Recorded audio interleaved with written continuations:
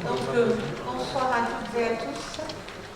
Sans plus attendre, nous allons débuter cette séance et je vais laisser la parole à notre hôte Bernard qui va nous dire un mot. Merci bien. Bonsoir à tout le monde, bienvenue. Vous étiez déjà ici il y a moins d'une année, donc je ne vais pas refaire un tout l'historique de Saint-Mandé. Simplement vous dire que avec le conseil municipal, nous travaillons beaucoup de projets sur Saint-Mandé. Bien sûr, notre population s'agrandit légèrement, mais par contre, elle s'agrandit avec des personnes âgées. Voilà. Et voilà. Donc, nous allons travailler, comme je vous le disais, avec le conseil municipal et nous y travaillons à trouver ce qu'il faut pour faire venir des jeunes. Du foncier, nous n'en avons pas. Nous allons travailler à l'acquérir et faire ce qu'il faut pour ça. Voilà, c'est un peu le projet. Nous avons le bâtiment des associations. Je suis un peu fatigué aujourd'hui. Depuis 2 jours, je reçois les entreprises sans arrêt pour terminer ce bâtiment, faire à l'intérieur. Donc, a priori, il y a pas mal d'entreprises qui sont intéressées. C'est ce qui m'étonne un peu par rapport au contexte actuel. Tant mieux, tant mieux. Donc on verra ensuite à l'ouverture des plis ce que ça donne, parce que je ne cache pas, et vous savez très bien que les matériaux et autres augmentent très très sérieusement, donc il y a une certaine inquiétude là-dessus, mais on va continuer quand même à travailler. Alors je ne vais pas être plus long, je vous souhaite à tous une bonne soirée et une bonne session de travail communautaire. Merci.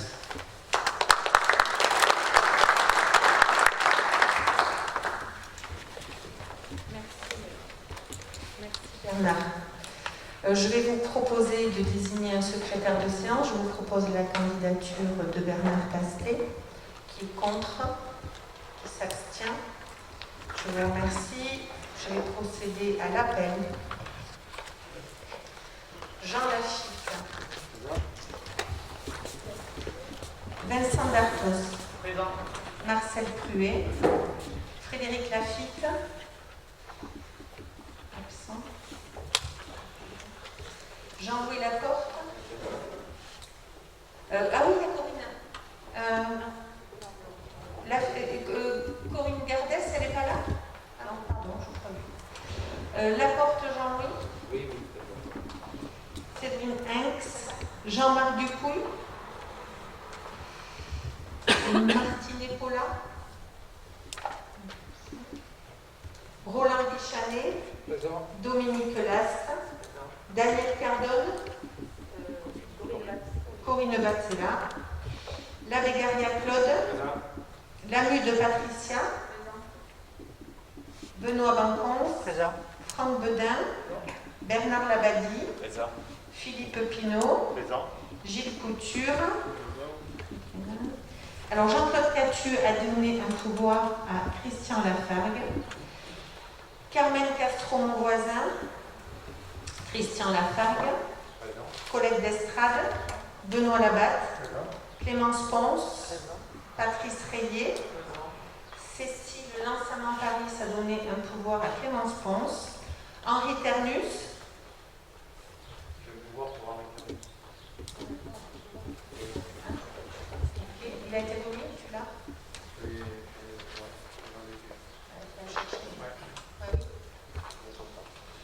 sinon on ne compte pas.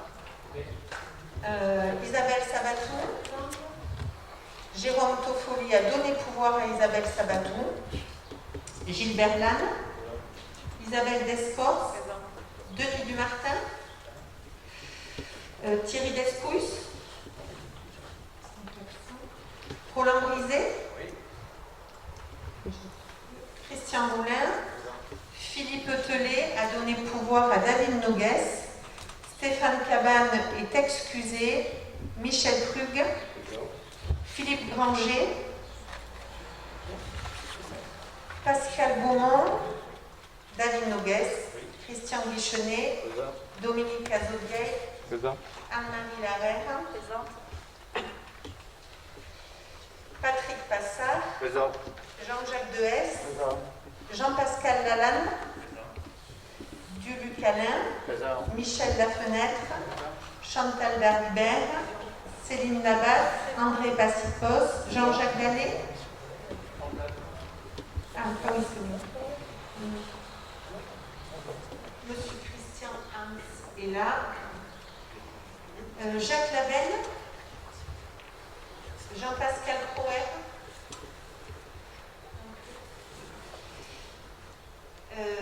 José Dupouille qui remplace Aimé Laborde, Philippe Dutoya, Arnaud Tauzin, Patricia Ferron a donné pouvoir à Claire Duprat, Jean-Marc Fabier a donné pouvoir à Arnaud Tauzin, Virginia Marion est présente, Tasté Christophe présent, Sophie Dupouille présente, Jacques Choulet a donné pouvoir à Marion Virginia, Claire Duprat présente, Arnaud Fabre a donné pouvoir à Sophie Dupouille, Olivier Martinez Présent. Julie Souriant Présent. Olivier Rouffia Toujours au boulot, il devrait arriver. d'accord, Bernard Tasté présent, Aurore Rézindé, Makoviecki Béatrice, Didier Dufour est excusé, Daudignon François est présent, Geneviève Lafargue-Anaclé, Gilbert Dubic et Roland Dufour. Présent. Ah oui, et Denis Martin est présent. Parfait. Je vais mettre aux voix le procès-verbal de la dernière séance. Il a été envoyé avec la convocation. Est-ce qu'il y a des remarques sur ce procès-verbal? Donc, je vais mettre aux voix qui est contre son approbation, qui s'abstient. Je vous remercie. Et nous allons débuter l'ordre du jour.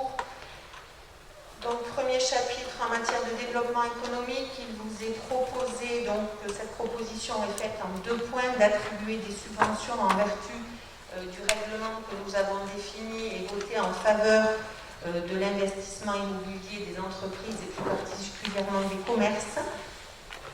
Donc, il s'agit de 2 commerces qui sont situés sur la commune de Hagetmau.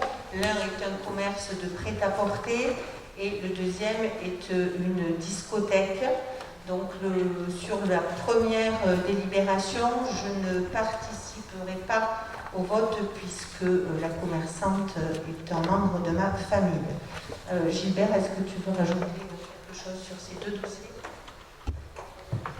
Oui, les dépenses donc éligibles pour le commerce prêt-à-porter Geneviève Artigot, c'est Béva Boutique à Hagetmau. C'est à côté de la place Gambetta, Crédit Agricole. Donc les dépenses, c'est des stores pour 3 273,29 €. Et la subvention proposée est de 30%, donc 980,98 €. Voilà, donc je vais mettre au voie ce premier dossier pour lequel je ne participerai pas au vote. Donc, qui est contre son adoption, qui s'abstient, je vous remercie. Deuxième dossier, Gilbert. Donc c'est pour la discothèque L'Expérience à Hagetmau, donc sur lequel des travaux de ravalement de façade et de ravalement de façade, et puis l'enseigne qui sont changées. Donc les dépenses éligibles sont de 4 567 €, donc subvention de la communauté à 30%, soit 1 370,10 €. Est-ce qu'il y a des remarques ou des questions sur cet autre dossier? Donc là, ce sont 2 entreprises qui bénéficient de 30% puisque le règlement avait été modifié pour favoriser les commerces en centre-ville, en cœur de ville, et donc majorer le cœur de ville, et ce sont 2 commerces donc, qui bénéficient de 30%. Donc je vais mettre au voie ce deuxième point de l'ordre du jour qui est contre son adoption, qui s'abstient, je vous remercie.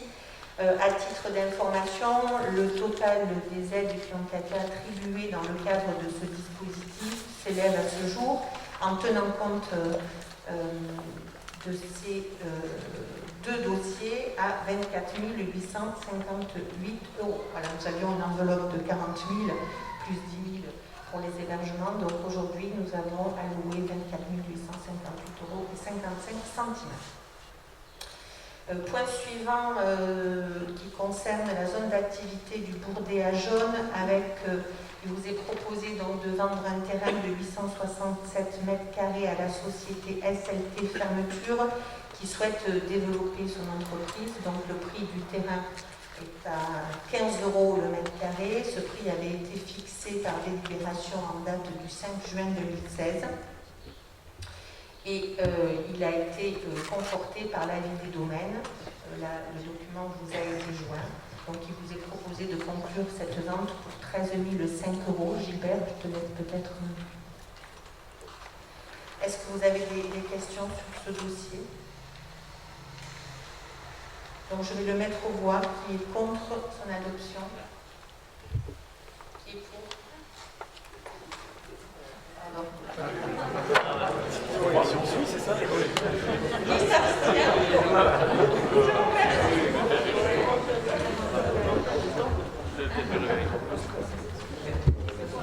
Point suivant, avenant à la convention de dotation du Fonds de solidarité et de proximité pour les commerçants, artisans et associations de Nouvelle-Aquitaine.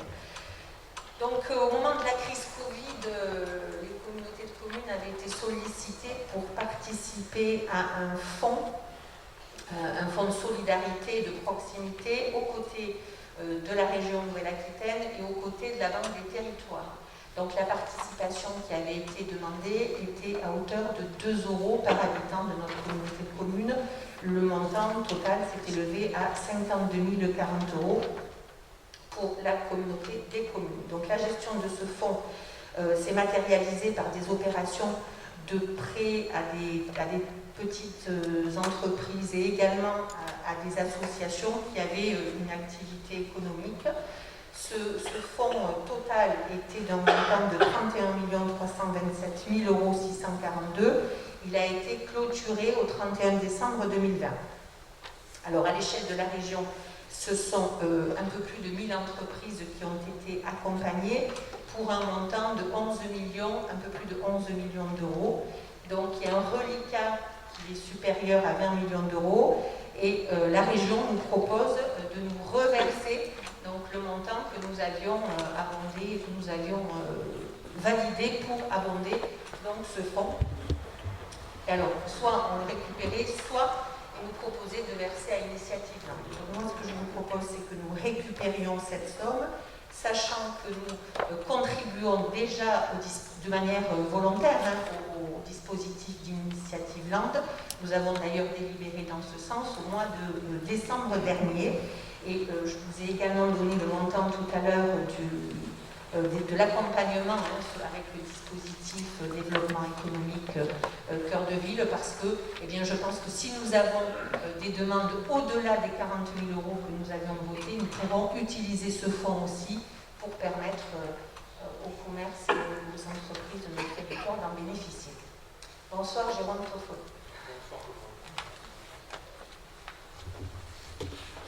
Est-ce que quelqu'un souhaite intervenir sur ce dossier? Gilles? On récupère la totalité ou c'est au prorata du reste? On récupère là 52 000 €, la totalité. Ah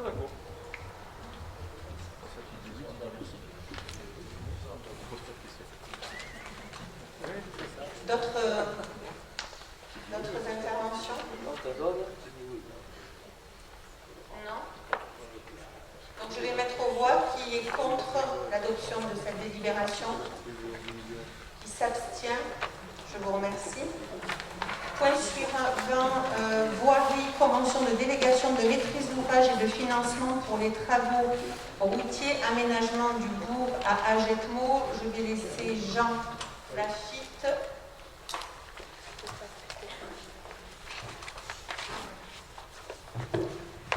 Oui, bonsoir à tous. Le premier point, c'est dans les aides à l'aménagement des communes. Il y avait deux projets, un à Saint-Sevé et l'autre à Agenmo. Pour Saint-Sevé, c'était le réaménagement du lotissement La Fontaine pour un montant éligible de 44 466,50 €. Et à Agenmo, l'aménagement du centre-ville autour de La Fontaine pour 47 178,25 €. Les 84 000 euros ont été répartis au prorata de ce montant éligible, soit pour Senseé 40 757,23 € et pour Agenmo 43 242,77 €. Deuxième point, il vous est proposé une modification à l'article 3-2.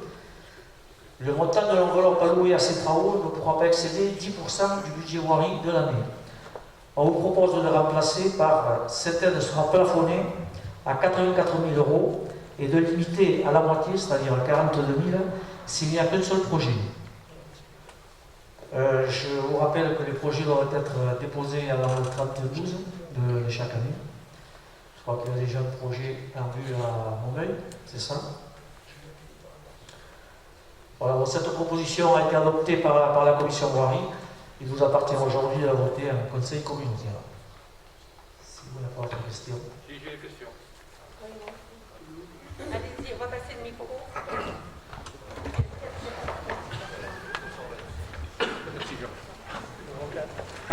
J'ai juste des questions, c'est savoir si c'est une réhabilitation, c'est un agrandissement, c'est une création de voirie.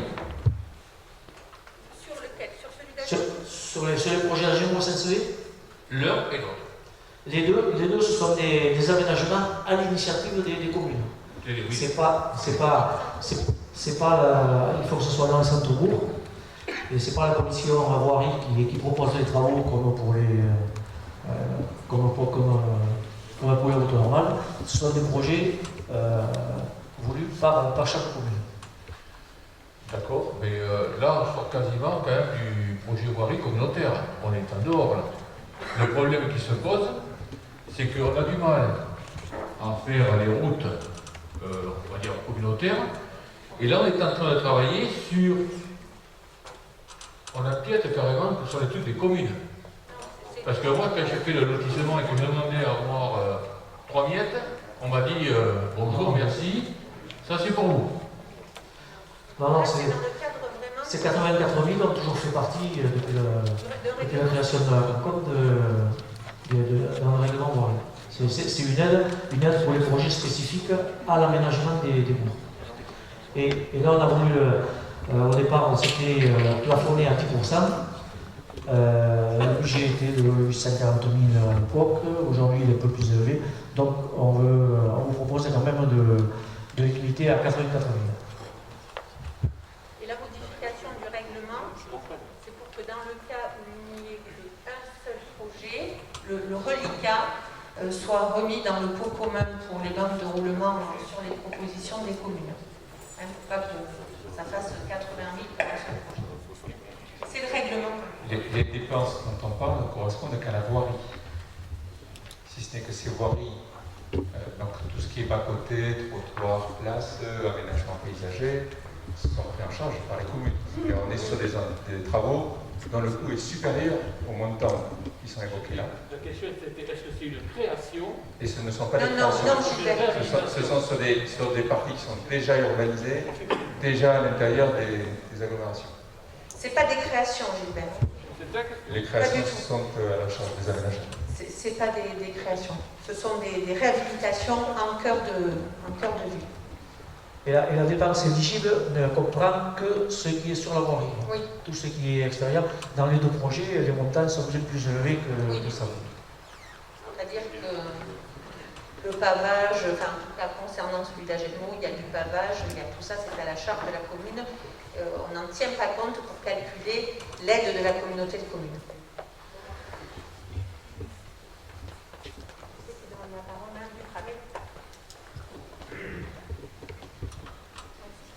Je comprends pas tout. Il y a par année un budget de 84 000 €, c'est ce que vous avez dit, c'est ça? Global.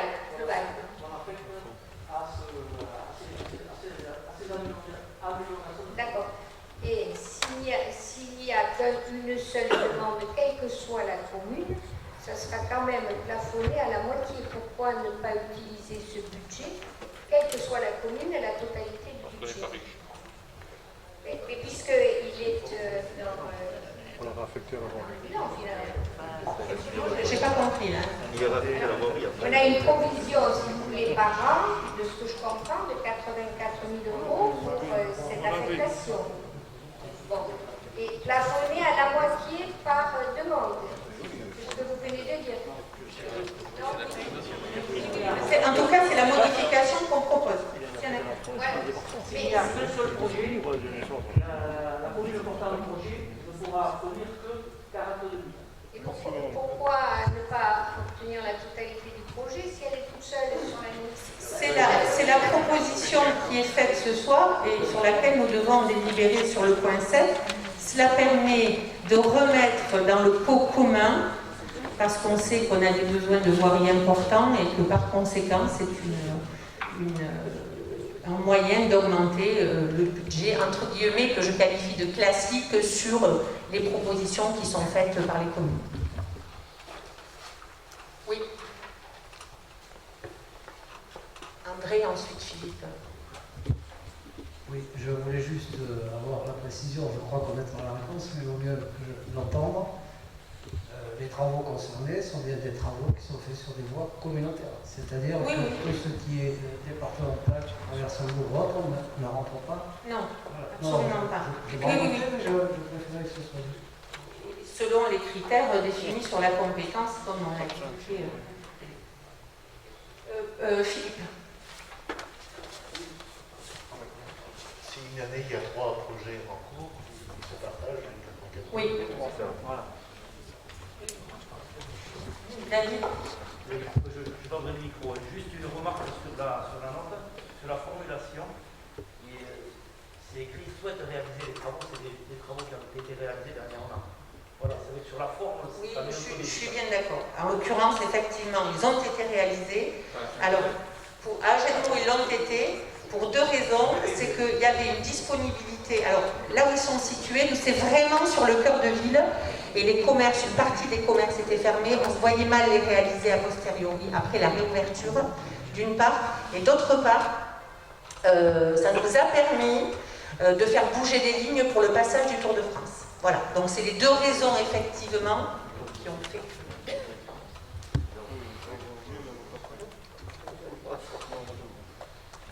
D'autres interventions? Alors je vais mettre aux voix le point 5 qui est la convention de délégation de maîtrise d'ouvrage et de financement pour les travaux routiers sur l'aménagement du bourg à Agetmo. Qui est contre son adoption? Qui s'abstient? Abstention? Donc je vous remercie. Le point suivant, convention de délégation de maîtrise d'ouvrage et de financement pour les travaux routiers avec le raménagement du lotissement La Fontaine à Saint-Sevé. Qui est contre? Qui s'abstient? Je vous remercie. Et enfin, donc la modification du règlement voirie validé par la commission. Le point 7, qui est contre son adoption? Qui s'abstient? 9 abstentions. Je vous remercie. Point suivant, réforme de la taxe de séjour applicable en 2022. Nous avons donc instauré une taxe de séjour sur l'ensemble du territoire depuis le 1er janvier 2018 et la dernière loi de finances est venue modifier le tarif des établissements qui ne sont pas classés ou qui sont en cours de classement en augmentant de manière conséquente le tarif, la taxe de séjour pour ces établissements. Donc vous avez un détail des tarifs qui sont proposés. Pour les autres établissements, la taxe de séjour n'évolue pas. Vous avez les tarifs qui vous sont proposés, c'est la quête de rechercher plus de qualité et c'est une forme de sanction pour ceux qui ne mettent pas des établissements décents. Mais Pascal va nous dire. Alors, un peu plus, je ne sais pas, mais la réalité, c'est qu'effectivement, il y a des établissements qui ne sont pas classés et qui offrent des prestations quelquefois un peu justes. Et donc, l'idée à travers cette taxe, c'est de les inciter à faire mieux, tout autant que ce qu'on va voir après, quand il y a les aides au niveau de la communauté de communes, toujours pareil, c'est pour aussi améliorer et pour faire en sorte que le touriste qui vient chez nous soit bien accueilli, bien reçu et qu'il ait envie de revenir. Alors, ceci dit, c'est le tarif d'un palace, sauf que c'est l'inverse du palace. Et voilà. Et en plus, c'est obligatoire, c'est-à-dire que c'est une obligation de remettre la 440, car bien même on nous l'a fait valider, on n'aurait pas le choix, puisque c'est une loi de finances. Voilà. Est-ce qu'il y a des questions par rapport à ça?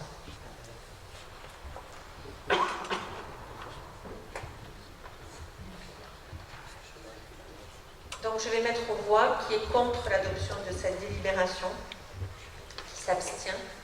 Je vous remercie.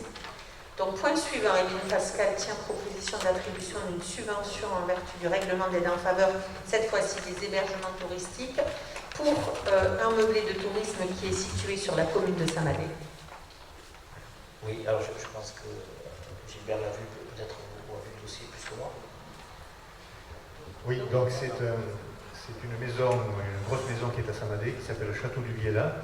C'est route de Duviella, c'est sur la route d'Arzac, où une dame d'origine anglaise donc crée 2 gîtes pour une capacité de 18 personnes. Donc des travaux ont déjà été faits, pour des sommes importantes, mais aujourd'hui les dépenses éligibles s'élèvent à 31 485 €. Et la commission propose donc la subvention de 20%, éligible et plafonnée toujours à 10 000 €, donc soit 6 297 €. Je voudrais dire quand même que les travaux sont beaucoup plus importants puisqu'il y avait des réseaux à faire, il y avait plus de 100 000 € de réseaux qui ne sont pas pris en compte dans nos calculs. Et ça va être un bel outil touristique pour la commune de Saint-Madé, je ne vois pas. Ah voilà. Tu veux nous dire un mot sur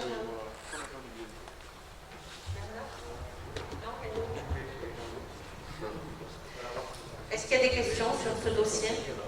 Donc je vais mettre aux voix qui est contre son adoption, qui s'abstient. Je vous remercie. Point suivant, personnel communautaire, validation du protocole sur le temps de travail. Donc le protocole qui vous a été proposé fixe les modalités d'organisation du temps de travail pour les personnels de la communauté de communes.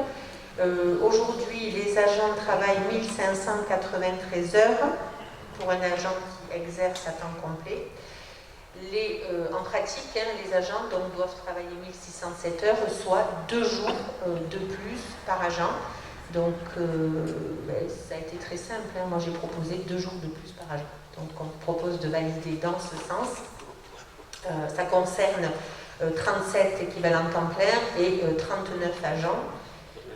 Vous avez le projet de protocole en pièce jointe.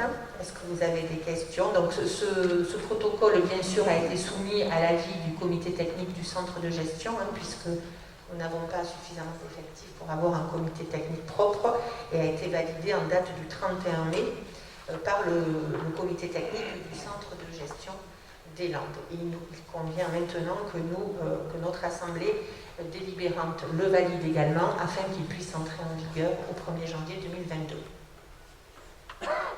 Est-ce que vous avez des questions? Donc je vais mettre aux voix qui est pour l'adoption de ce protocole d'accord sur le temps de travail, qui est contre, qui s'abstient. Je vous remercie. Point suivant, donc c'est le renouvellement de la convention pôle retraite et protection sociale avec le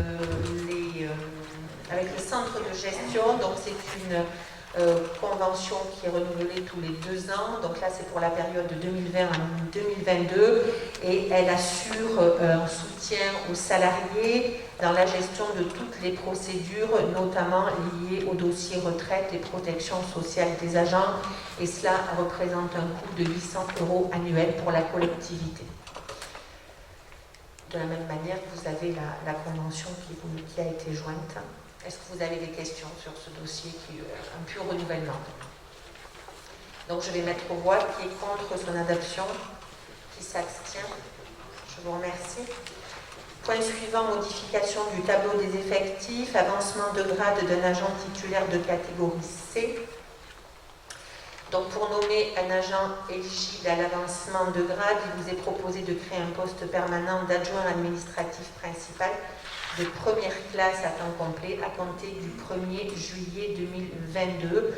Cela représentera un coût annuel chargé supplémentaire de 843 €. Est-ce qu'il y a des questions? 21 ou 22? 2021. Oui, j'ai dit 22? Oui. Ah oui, au 1er juillet 2021. Oui. Non, donc je vais mettre aux voix qui est contre son adoption, qui s'abstient, je vous remercie. Point suivant, revalorisation de la rémunération de 2 agents contractuels de droit public en CDI. Contrairement aux fonctionnaires qui avancent automatiquement d'échelon au maximum tous les 3 ans, les agents qui sont sous contrat à durée indéterminée ne bénéficient pas de la même revalorisation du traitement indiciaire et ils ne peuvent donc progresser que par avenant à leur contrat de travail initial. Donc il vous est proposé là pour 2 agents, alors la latitude qui est donnée, c'est qu'on peut juger de la compétence de l'agent pour le coup pour le faire progresser. Et donc là, ce que je vous propose, c'est de faire bénéficier en parallèle de ce qui se fait pour les fonctionnaires à 2 agents en CDI de droit public d'une augmentation similaire à leurs collègues qui sont fonctionnaires. Et cela bien sûr parce que ce sont des agents qui donnent toute satisfaction. Donc vous avez les montants que cela représente. Pour l'un, ça représente 562 € annuels chargés et pour l'autre, 1124 € chargés. Est-ce qu'il y a des questions? Pas de questions. Je vais mettre aux voix qui est contre l'adoption de ce point sur la revalorisation de la rémunération de 2 agents contractuels de droit public en CDI. Qui s'abstient? Je vous remercie. Modification, point 14, modification du tableau des effectifs, recrutement d'un contractuel de catégorie A, filière administrative en charge des ressources humaines et des affaires juridiques. Donc, suite au départ du responsable des ressources humaines, il vous est proposé de recruter à compter du 1er octobre 2021 un agent contractuel de catégorie A pour assurer à la fois la gestion du pôle ressources humaines et des affaires juridiques. Donc l'agent pourrait être recruté sur un poste d'attaché territorial en application de l'article 3.3.2 pour une durée de 3 ans. Il y a des questions? Donc là, je vais préciser que c'est une mesure de précaution, puisqu'aujourd'hui, nous savons que Nicolas Djoumara nous quitte. En revanche, nous n'avons pas de personnes pour le remplacer. Le profil recherché est un profil un peu... je souhaiterais qu'on ait un profil qui est peut-être un peu complexe, qui puisse manager à la fois les ressources humaines et également avoir un volet affaires juridiques, parce qu'on se retrouve avec des affaires à gérer. Et... Oui? Juste une question. Cet agent, est-ce que les membres de la communauté de communes, les élus, pourront solliciter son expertise juridique? J'y viens. Très bien. C'est exactement ce à quoi j'allais arriver, Patrick, et effectivement, plusieurs d'entre vous m'ont déjà sollicité. Encore aujourd'hui, j'ai eu un échange avec l'un d'entre vous sur une problématique qui se pose, et je souhaite également qu'il soit interlocuteur des élus qui ont des problèmes, à un moment donné, des interrogations.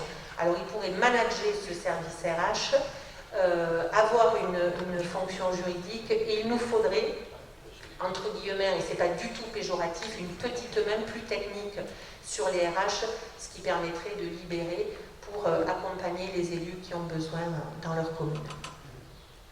Est-ce que ça ne fait pas doublon avec le centre de gestion? On est tous adhérents au centre de gestion. Oui, il y a parfois des interrogations et des besoins d'accompagnement ponctuels et très, comment dirais-je, une réponse immédiate, dans l'immédiateté qui pourrait être donnée souvent sur des choses qui sont dans le suivi de la communauté de communes aussi. Être donné. Et si je peux me permettre, le conseil de gestion, je l'ai déjà sollicité, des fois les réponses sont assez, généralistes. Et souvent, c'est un point bien particulier, donc ça serait bien de pouvoir poser.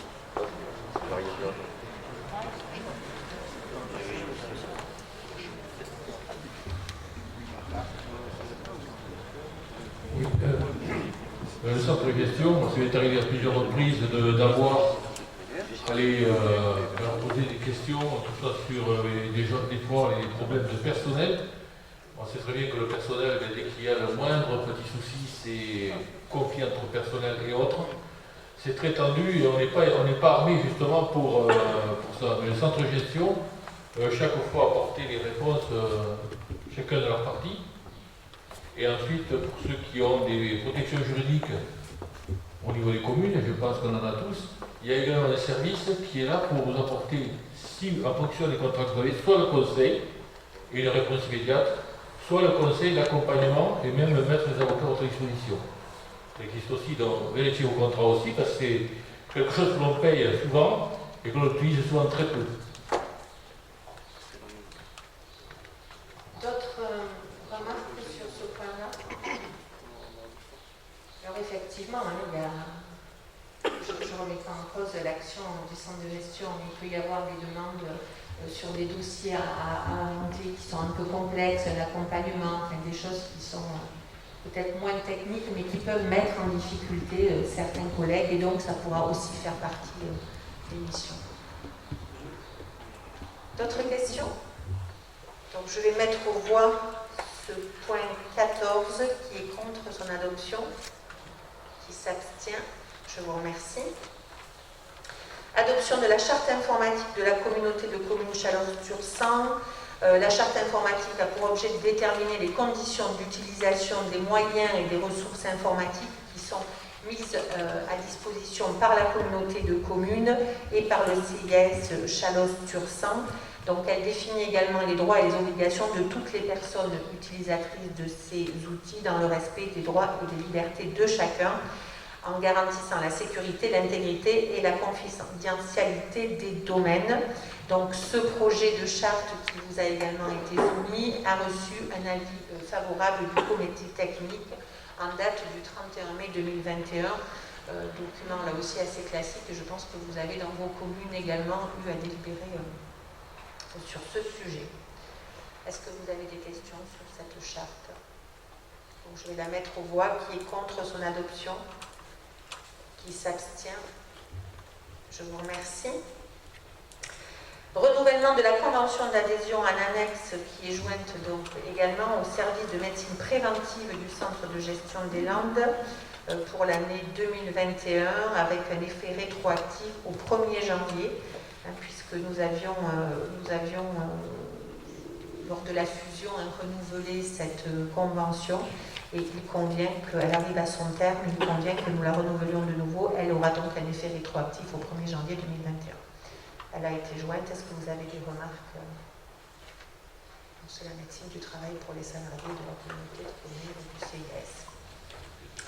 Donc je vais la mettre aux voix. Qui est contre son adoption?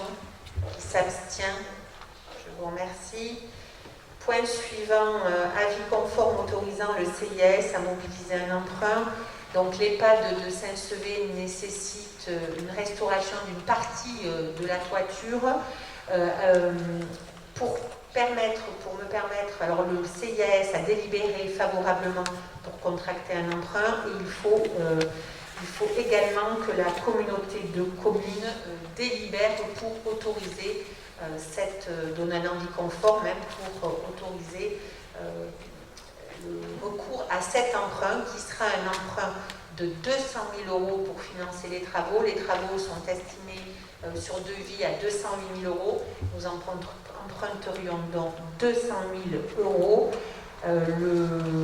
L'organisme bancaire retenu est la Caisse d'épargne avec un taux de 0,98%, un taux fixe et un emprunt sur 20 ans. Est-ce qu'il y a des questions? Donc je vais mettre aux voix. Qui est contre l'adoption de cette délibération? Qui s'abstient? Je vous remercie. Point suivant, décision modificative. Alors, dans le cadre du plan France Relance, l'État a accordé aux médiathèques une aide exceptionnelle pour accompagner la reprise des activités des librairies indépendantes. Alors, pour en bénéficier, nous devons démontrer que les crédits d'acquisition de livres imprimés en 2021 seront au moins équivalents à ceux de 2020. Or, lors du vote du budget, je vous avais proposé une baisse des crédits d'acquisition. Et donc cette baisse ne nous permettait pas de bénéficier de l'aide de l'État pour un montant supérieur, légèrement supérieur à 10 000 €. Donc je vous propose de faire une décision modificative pour une inscription budgétaire à hauteur de ce qu'elle était en 2020, à savoir 61 000 €, ce qui, avec l'aide de l'État, ne fera un reste à charge, enfin fera que nous aurons un reste à charge de un peu plus de 50 000 € contre 54 000 € si nous avions laissé en l'état. Sauf que la mesure de soutien aux librairies indépendantes, nous ne l'avons connue qu'après le vote du budget. C'est pour ça qu'il convient de passer une décision modificative. Nous aurions pu laisser en l'état, mais en l'occurrence, il était dommage de se priver de 10 000 €. Est-ce que vous avez des questions? Donc je vais mettre aux voix qui est contre cette décision modificative du budget principal, qui s'abstient. Je vous remercie. Information donc sur le contentieux entre Chalosse-sur-Sang et la commune de Saint-Sevé. Nous avons, j'ai été appelée et reçu en main propre le 1er juin dernier par l'huissier de justice un document indiquant que la commune avait formé un pourvoi en cassation. Donc la procédure continue sur le dossier des terrains de Saint-Pierre. Il convient de désigner maintenant le prochain lieu de la séance du conseil communautaire. Je propose Urgence. Nous avions défini Urgence la dernière fois, mais vu la circonstance et espérant au moment où nous l'avons fait que nous serions plutôt en phase de total déconfinement et que nous n'aurions pas la pression du variant Delta tel qu'il revient, la proposition était de faire le conseil communautaire à Saint-Madé pour ensuite pouvoir passer un moment de convivialité, un des premiers depuis plusieurs mois. Donc c'est la raison pour laquelle nous avons modifié le lieu et je vous propose donc de nouveau, si Roland en est d'accord, que nous allions la prochaine fois à Urgence. Roland. Je vérifierai quand même l'utilisation de la salle parce que à un moment-là, il y a de la demande. Absolument. Dans mon esprit, je pense que c'est libre. Voilà, mais si ce n'est pas envisageable, on demandera, on sollicitera un autre maire et on reviendra ultérieurement à Urgence. Il n'y a pas de problème. C'est d'ailleurs aucunement une obligation, ce sont des propositions et s'il n'y a pas de disponibilité, on peut proposer ailleurs, pas de souci. Voilà, l'ordre du jour est épuisé. Simplement, une communication. D'abord, je rappelle que demain se tiendra la commission mixte d'aide éco et finances à 18h à Agroland, Gilbert. Voilà. Et puis ensuite, vous avez reçu le règlement d'attribution de fonds de concours aux communes qui a été envoyé après sa validation par le bureau il y a quelques jours. Donc un règlement que nous avons voulu extrêmement simple et pour lequel je pense que je vous renverrai, on va vous le renvoyer avec le compte rendu de ce conseil communautaire.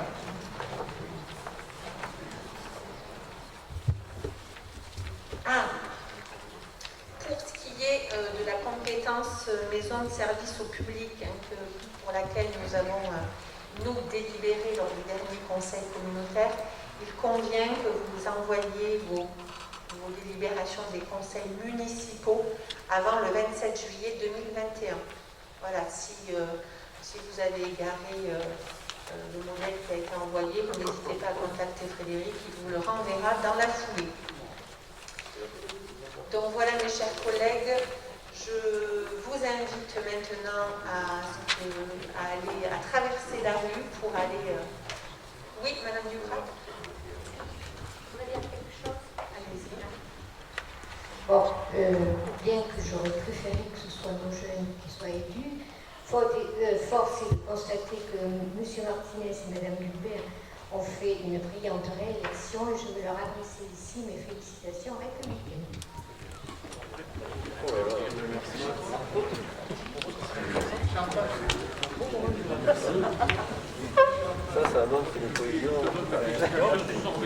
Merci pour ce grand esprit républicain, Madame Duprat. On ne sera jamais trop surpris, cher Olivier. Donc je vous invite à aller fêter ces brillantes victoires en traversant la route.